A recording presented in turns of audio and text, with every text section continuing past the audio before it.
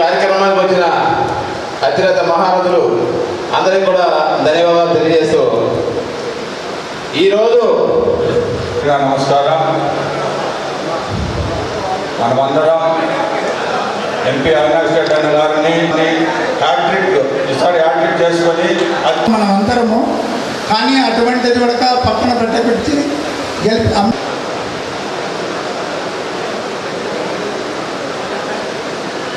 ఊహించలేదు. అన్ఎక్స్పెక్టెడ్గా మైక్ ఇచ్చారు, సంతోషము.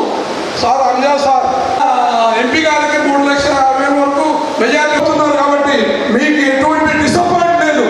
200 మంది మార్చచ్చు, ఒక్కొక్కరు 200 మార్చచ్చు. అవతల స్వభావం నిలుపుకోవాలని మాట్లాడుతూ దానికి ప్రజా సంక్షేమ పథకాలు అన్ని ప్రజలకు దగ్గరయ్యి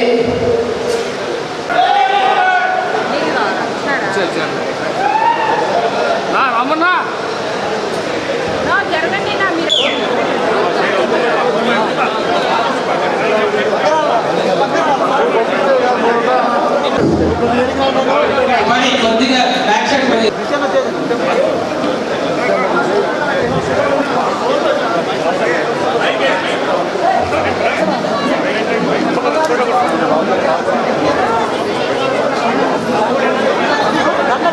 దయచేసి అందరికీ ఇక్కడ భోజనాలు ఏర్పాటు చేయడం జరిగింది.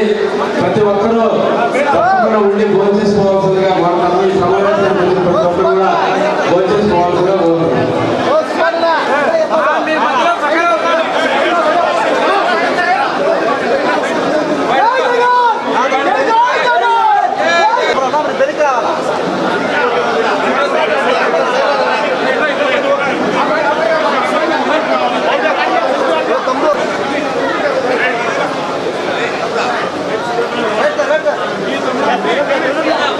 ఈ 76 సంవత్సరాల స్వతంత్ర భారతదేశ చరిత్రలో ఒక్క కడప నగరానికే 2,400 కోట్లు ఇచ్చిన ఘనత ఒక్క మన ముఖ్యమంత్రి శ్రీ వైఎస్ జగన్మోహన్ రెడ్డి గారు దక్కుతుందని చెప్పి కూడా ఈ సందర్భంగా మీకు అందరికి కూడా తెలియజేసుకుంటున్నాను.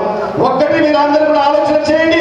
మరి ఈ రోజు కొందరు వ్యక్తులు వచ్చి మరి కడపలో ఉండే ఒక మంచి వాతావరణాన్ని మరి కలుషితం చేయాలని చెప్పి కుట్రలు కుతంత్రాలు పడుతున్నారు. మరి ఈ రోజు కులాల మధ్య చిచ్చు తీసుకొస్తున్నారు, మతాల మధ్య చిచ్చు తీసుకొస్తున్నారు.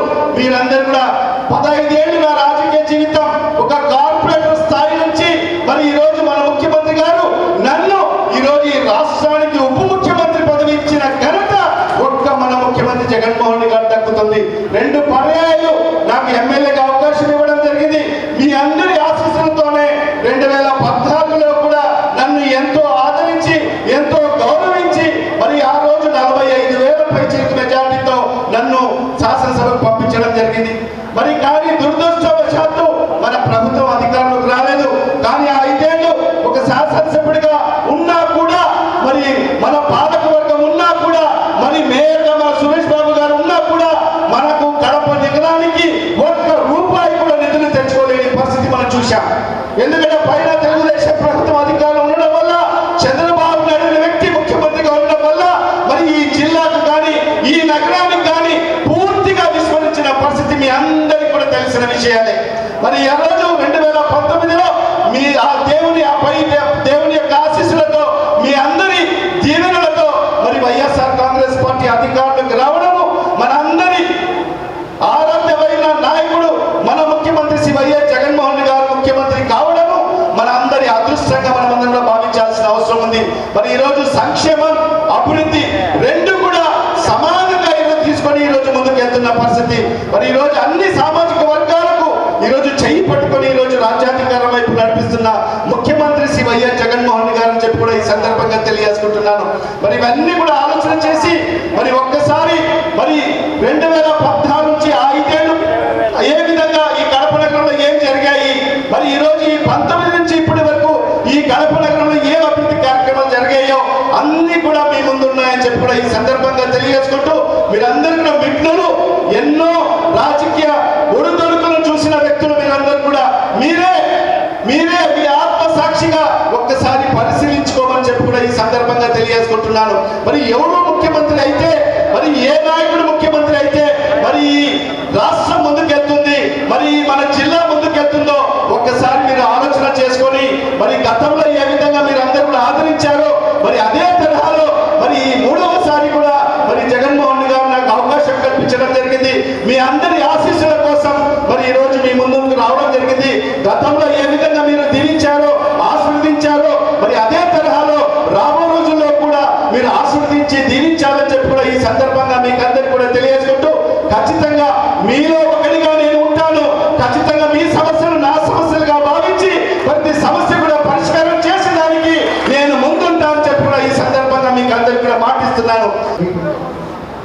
ముందున్న సోదరిమణులకు, ముఖ్యంగా మునక ప్రాంతాల నుంచి, వివిధ మండలాల నుంచి, వివిధ గ్రామాల నుంచి కడపకు వచ్చి గడిచిన 30-40 సంవత్సరాలుగా ఇక్కడ సెటిల్ అయిన నా అన్నదమ్ములందరికీ పేరు పేరున హృదయపూర్వక నమస్కారం అని చెప్పి తెలియజేస్తున్నా. సౌకర్యంగా అన్న, ఒక్కసారి మీరందరూ కూడా ఆలోచించండి. 2014 నుంచి 19 వరకు కడప నగరంలో అప్పట్లో ఏం అభివృద్ధి జరిగిందో ఒకసారి ఆలోచించండి. కేవలం 14th ఫైనాన్స్ నిధులు, అంటే మనకు జనాభా దామాష ప్రకారం మన కార్పొరేషన్కి వచ్చే 14th ఫైనాన్స్ నిధులు కాకుండా మనం పన్నులు కట్టే జనరల్ ఫండ్, ఈ రెండు కాకుండా అప్పుడున్న రాష్ట్ర ప్రభుత్వం నుంచి మనకు కనీసం ఒక్క రూపాయి కూడా కడపకు రాలేదు. 2014 నుంచి 19 వరకు తెలుగుదేశం ప్రభుత్వంలో. 2019లో జగన్మోహన్ రెడ్డి గారు, మన ప్రియతమ నాయకుడు జగన్మోహన్ రెడ్డి గారు ముఖ్యమంత్రి అయిన తర్వాత మీరు ఒక్కసారి ఆలోచించండి.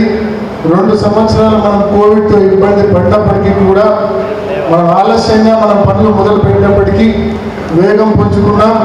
ఇవాళ మనం 4 రోడ్లు విశాలంగా వైడన్ చేసుకున్నాం. అదేవిధంగా డ్రైన్స్ మనము చక్కగా డ్రైన్స్ నిర్మాణంలో ఉన్నాయి. కడప నగరానికి సంబంధించిన తాగునీటి వసతి కోసం బ్రహ్మం సాగర్ నుంచి కడప నగరానికి తాగునీటి కోసం టెండర్లు పిలిచి LOI ఇష్యూ చేశాం. అవి కూడా పనులు ప్రారంభమవుతాయి. సూపర్ స్పెషాలిటీ ఆసుపత్రి కావచ్చు, క్యాన్సర్ ఇన్స్టిట్యూట్ కావచ్చు, అదేవిధంగా సైకియాట్రిక్ ఇన్స్టిట్యూట్ కావచ్చు, 2 ఐ ఇన్స్టిట్యూట్స్, ఈ రకంగా మెరుగైన వైద్య సేవలు మన ప్రజలకు అందుబాటులోకి తీసుకొచ్చే ప్రయత్నాన్ని చిత్తశుద్ధితో జగన్మోహన్ రెడ్డి గారు చేశారు. కడప కోసం ఎయిర్పోర్ట్ బాగా డెవలప్ చేయాలని చెప్పి జగన్మోహన్ రెడ్డి గారు సంకల్పించి ఎయిర్పోర్ట్లో నైట్ ల్యాండింగ్ ఫెసిలిటీ తీసుకొని రావడానికి అనేక సార్లు మమ్మల్ని అందరినీ పురమాయించి కేంద్ర ప్రభుత్వంతో, అటవీ శాఖతో పరిశీలన చేసి ఇవాళ అక్కడ లైటింగ్ సిస్టమ్ తీసుకొచ్చి నైట్ ల్యాండింగ్ కూడా మన కడప ఎయిర్పోర్ట్లో తీసుకొని రావడం జరిగింది. అదేవిధంగా కడప ఎయిర్పోర్ట్కి సంబంధించి రన్వే ఎక్స్పాన్షన్ పనులు జరుగుతూ ఉన్నప్పుడు మన కడపలో కేవలం చిన్న ATR ఫ్లైట్స్, చిన్న ఫ్లైట్స్ మాత్రమే ల్యాండ్ అవుతాయి. పెద్ద ఫ్లైట్లు ల్యాండ్ కావాలంటే రన్వే ఎక్స్పాండ్ చేయాలి. రన్వే ఎక్స్పాండ్ చేయాలంటే మనం భూములు కొనుగోలు చేయాలి. 70 ఎకరాల భూములు కొనుగోలు చేయాలి. జగనన్న ప్రభుత్వం ఈ నగరం ఒక స్థాయికి పెరగాలంటే పెద్ద ఫ్లైట్లు కూడా మన ఎయిర్పోర్ట్లో దిగే పరిస్థితి రావాలని చెప్పి 75 కోట్ల రూపాయలు వెచ్చించి దాదాపు 70 ఎకరాల భూసేకరణ చేసి రన్వే ఎక్స్పాన్షన్ కూడా పూర్తి చేసింది జగనన్న ప్రభుత్వం. ఇవాళ మనం పెద్ద ఫ్లైట్లు కూడా నైట్ ల్యాండింగ్తో పాటు పెద్ద ఫ్లైట్లు కూడా కడప ఎయిర్పోర్ట్లో దిగే పరిస్థితి ఇవాళ మనం తీసుకొచ్చాం. దాదాపు కడప నగరం ముందుకు తీసుకెళ్ళడానికి ఇవన్నీ కూడా పనులు చేస్తూ ఉన్నాం. ముఖ్యంగా మన రాష్ట్ర ప్రభుత్వము జగన్మోహన్ రెడ్డి గారు శ్రీ సిటీని తలదన్న రీతిలో కొప్పర్తి ఇండస్ట్రియల్ కారిడార్ను అభివృద్ధి చేయాలని చెప్పి ఇందాక చెప్పినట్టు మన కోవిడ్ వలన చాలా నష్టపోయాం. డబ్బు, సమయం అన్ని నష్టపోయాం. అయినప్పటికీ ఉన్న తక్కువ సమయంలో అక్కడ డిక్సన్ వాళ్ళు 5 యూనిట్లు పెట్టారు. ఇంకా కొన్ని పరిశ్రమలు అక్కడికి ముందుకు వస్తూ ఉన్నాయి అక్కడ యూనిట్స్ పెట్టడానికి. నిజంగా మనకు మరింత సమయం దొరికితే తప్పకుండా ఆ కొప్పర్తి ఇండస్ట్రియల్ కారిడార్ 6000 ఎకరాలను శ్రీ సిటీని మించిన ఇండస్ట్రియల్ కారిడార్గా జగన్మోహన్ రెడ్డి గారు కొప్పర్తి ఇండస్ట్రియల్ కారిడార్ను తీర్చిదిద్దుతారు. నిజంగా ఆయన సంకల్పం ఏంటంటే అక్కడ 1,00,000 మంది ఉద్యోగులు పనిచేయాలా. ఇవాళ 3,000 మంది పనిచేస్తూ ఉన్నారు అక్కడ. ఇవాళ జగనన్న ప్రభుత్వం ఈ 5 సంవత్సరాల్లో 3,000 మంది అక్కడ పనిచేస్తూ ఉన్నారు. తప్పకుండా 1,00,000 మంది అక్కడ పనిచేసేదానికి భవిష్యత్తులో పరిశ్రమలు తీసుకొచ్చే సత్తా ఒక్క జగనన్నకు మాత్రమే ఉందనే విషయాన్ని మనం చేస్తూ ఉన్నా. ఆ పరిస్థితి వస్తే నిజంగా మరింత భారీ ఎత్తున నగరం అభివృద్ధి చెందుతుందనే విషయాన్ని కూడా ఆ కారిడార్కు నీళ్లు తీసుకొని రావడం కోసం బ్రహ్మం సాగర్ నుంచి ప్రత్యేకంగా 100 కోట్ల రూపాయలతో పైప్ లైన్ నిర్మాణంలో ఉంది. కడప కొప్పర్తి ఇండస్ట్రియల్ కారిడార్కు నీళ్లు తీసుకొచ్చే పనులు పురోగతిలో ఉన్నాయి. దాదాపు 60% పనులు కూడా పూర్తయ్యాయి, పైప్ లైన్ పనులు. ఇవన్నీ కూడా ఆ కారిడార్ను ఒక స్థాయికి తీసుకెళ్తే కడప నగరం నిజంగా మరొక స్థాయి మరొక మెట్టు పైకి అవకాశం ఉందని చెప్పి ఇన్ని మంచి పనులు జగనన్న ప్రభుత్వం చిత్తశుద్ధితో పనిచేస్తా ఉన్న విషయాన్ని కొంత గమనించండి. ఒకవైపు సంక్షేమ పథకాలు, మరోవైపు అభివృద్ధి కార్యక్రమం.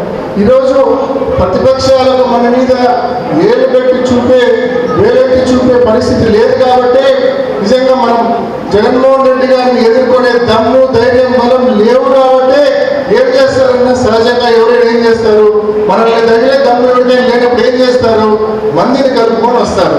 ఈరోజు అదే పరిస్థితి చంద్రబాబు నాయుడు చేస్తా ఉన్నాడు. ఒక్కడు రాలేక బీజేపీని జనసేనను కలుపుకొని వస్తా ఉన్నాడు, మందిని కలుపుకొని వస్తా ఉన్నాడు. అయినా సరిపోలే, అయినా ధైర్యం లేదు, అయినా బలం లేదు. ఏం చేస్తాడు, ఎల్లో మీడియా ఉపయోగించి ఇష్టం వచ్చినట్టు క్యారెక్టర్ అసాసినేషన్ చేస్తున్నాడు జగన్మోహన్ రెడ్డి గారు. ఇష్టం వచ్చినట్టు, నోటికి వచ్చినట్లు ఎల్లో మీడియాను ఉపయోగించి. అయినా సరిపోలే చంద్రబాబు నాయుడుకి బలం, ధైర్యం అయినా లేవు. ఇంకేం చేస్తాడు, అబద్ధపు హామీలు. 2014 నుంచి 19 వరకు ఏ రకంగా అయితే హామీలు ఇచ్చాడో మళ్ళా అదే హామీలు. మోడీ గారి బొమ్మ, పవన్ కళ్యాణ్ బొమ్మ, చంద్రబాబు నాయుడు గారి బొమ్మ, 3 బొమ్మలతో రంగుల మేనిఫెస్టోతో మనకు ఇస్తా ఉన్నాడు. ఆనాడు ఏం చెప్పాడు, బాబు వస్తే ఇంటింటికి ఉద్యోగం ఇస్తా అన్నాడు. ఒక్కరికి ఉద్యోగం ఇవ్వాలి వాళ్ళ కొడుకుకి తప్ప. అదేవిధంగా బ్యాంకులో ఉండే బంగారు ఇంటికి రావాలంటే బాబు ముఖ్యమంత్రి కావాలన్నాడు. ఏ ఒక్కరు అందరూ బంగారు తాకట్టు పెట్టడం అంటే బంగారు నిజంగా బ్యాంకు వేలం వేసే పరిస్థితికి పోయింది. డ్వాక్రా రుణాలన్నీ మాఫీ చేస్తా అన్నాడు, రైతుల రుణాలన్నీ మాఫీ చేస్తా అన్నాడు. ఈ రకంగా ఎన్నో హామీలు ఇచ్చినాడు 2014లో ముఖ్యమంత్రి గారి కోసం. కానీ ఏ ఒక్క హామీ ఆయన అధికారంలోకి వచ్చినాక అమలు చేయలేదు. మళ్ళీ ఇప్పుడు అదే రకమైన తప్పుడు మేనిఫెస్టో, తప్పుడు హామీలతో కూడిన మేనిఫెస్టో, కేవలం ప్రజలను మభ్యపెట్టి మోసం చేసి అప్పుడెప్పుడో 2014లో అబద్ధాలు చెప్పి ముఖ్యమంత్రి అయ్యాం. ఈ పాటికి మళ్ళా 10 ఏళ్ళు అయింది కదా, అందరూ మర్చిపోయింటారులే అని చెప్పి మళ్ళీ మీ ముందుకు ఒక తప్పుడు హామీలతో కూడిన మేనిఫెస్టో తీసుకొస్తా ఉన్నాడు. అయినా ఆయనకు ధైర్యం సరిపోలే. ఇంకా లాస్ట్ ఏం చేస్తారు, ఇప్పుడు ఇక్కడ ఉన్న నాయకులు ఏం చేస్తారు, కడప అంటే మత సామరస్యం అంటే కడప. ఇన్నాళ్ళుగా మనకు తెలిసిన కడప అదే. కానీ వీళ్ళు ఒక వ్యక్తి రాజకీయ లబ్ధి కోసం దాన్ని కూడా చెడగొట్టడానికి వెనకాడడం లేదు. ఎంత నీచానికి దిగజారుతా ఉన్నారో చూడండి. అనైతిక పొత్తులు పెట్టుకుంటా ఉన్నారు, పరోక్షంగా కాంగ్రెస్తో పొత్తులు పెట్టుకుంటారు, తప్పుడు హామీలు ఇస్తారు, ఎల్లో మీడియాలో ఇష్టం వచ్చినట్టు క్యారెక్టర్ అసాసినేషన్ చేస్తారు. ఇవన్నీ చాలదన్నట్టు మత సామరస్యానికి కూడా కట్టికొట్టే ప్రయత్నం చేస్తూ ఉన్నారు. ఇన్ని గమనించండి అన్న. తప్పకుండా గతంలో ఏ రకంగా అయితే జగనన్నకు అండగా నిలబడ్డారో ఈసారి ఈ కూటమి మొత్తం ఏకమై జగనన్న మీదకి వస్తా ఉందన్న. గతంలో కంటే కూడా బలంగా జగనన్నకు మీరంతా అండగా నిలబడమని మనందరినీ పేరుగా నేను మనస్ఫూర్తిగా మనవి చేసుకుంటూ, ముఖ్యంగా ఇందాక సుబ్బారెడ్డి చెప్పినట్టు ఈ గడిచిన 2-3 సంవత్సరాల్లో 2-3 పర్యాయాలు సోమశిల మరి ముంపుకు సంబంధించిన ఉద్యోగాల డిస్కషన్ జగన్మోహన్ రెడ్డి గారి దగ్గర వచ్చింది, వాస్తవంగా వచ్చింది. కానీ ఆయన వేల సంఖ్యలో పెండెన్సీస్ ఉన్నాయి.